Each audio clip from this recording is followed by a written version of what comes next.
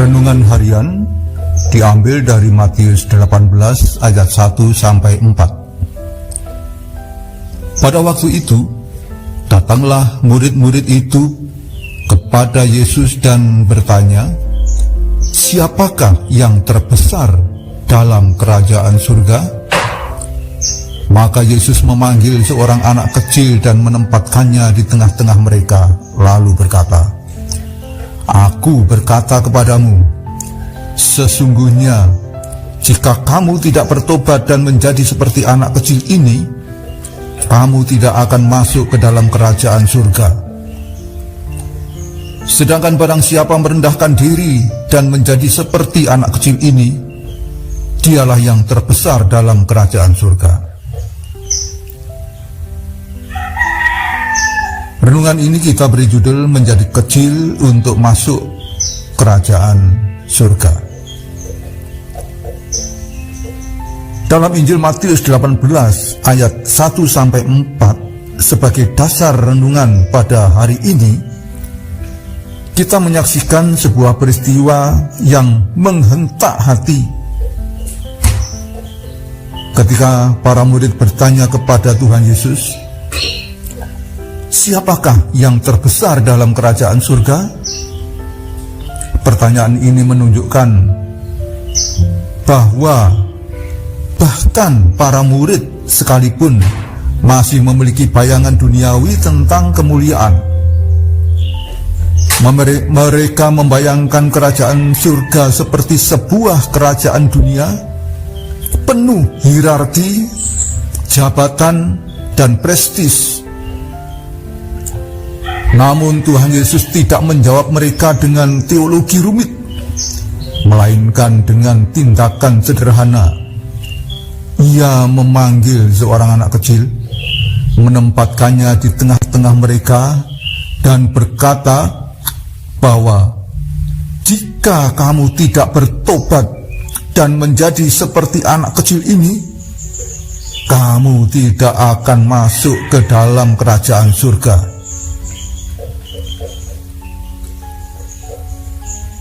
Dalam terang gereja ortodoks, perkataan Yesus ini mengandung panggilan yang sangat dalam. Pertobatan bukan sekadar perubahan moral, tetapi metanoia, perubahan seluruh cara kita memandang realitas, dari pola pikir duniawi menjadi cara pandang surgawi. Menjadi seperti anak kecil bukan berarti menjadi naif atau kekanak-kanakan, tetapi memiliki kemurnian hati, kepercayaan tanpa syarat, dan ketergantungan total kepada Bapa Surgawi. Tradisi spiritual ortodoks, khususnya melalui para starets dan para winasis di padang gurun, mengajarkan bahwa kerendahan hati adalah pintu masuk ke dalam misteri Allah. Orang-orang kudus seperti Santo Silowan dari Athos dan Santo Serapim dari hutan Sarov bukan dikenal karena kuasa duniawi, tetapi karena hidup mereka yang tersembunyi dalam kerendahan dan kasih. Mereka memahami bahwa semakin seseorang merendahkan diri, semakin besar ruang dalam hatinya bagi Allah untuk tinggal. Sebaliknya, dunia modern, dan ini telah terjadi sejak zaman para murid, terus mengajarkan bahwa untuk menjadi besar kita harus menonjol, membuktikan diri, dan menjaga gengsi. Namun kerajaan Allah bekerja dengan logika terbalik. Dalam kerajaan itu, yang terbesar bukan yang paling berkuasa, melainkan yang paling rendah hati.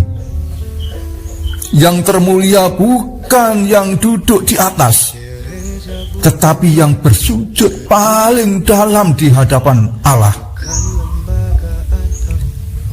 Anak kecil yang ditunjukkan Yesus hari itu bukan hanya lambang kepolosan, tapi juga ikon kerendahan. Ia tidak berpura-pura, tidak menghitung jasa, tidak menyimpan dendam. Inilah kenapa dalam doa-doa gereja ortodoks kita sering memohon, Tuhan Yesus Kristus, kasihanilah aku orang berdosa ini. Karena ini adalah bahasa hati seorang anak kecil di hadapan Bapa. Saudara-saudaraku, jika hari ini kita ingin mendekat kepada kerajaan surga, kita tidak perlu mengejar kuasa, nama besar, atau pengaruh. Kita hanya perlu satu hal: menjadi kecil di hadapan Allah, jujur dalam pertobatan, dan sederhana dalam kasih. Dunia mungkin tidak akan melihat itu sebagai keberhasilan, tetapi di mata Allah itu adalah jalan menuju kekekalan. Semoga kita memiliki keberanian untuk menanggalkan ego kita, dan seperti anak kecil berlari ke hadapan pelukan kasih Allah yang tidak terbatas.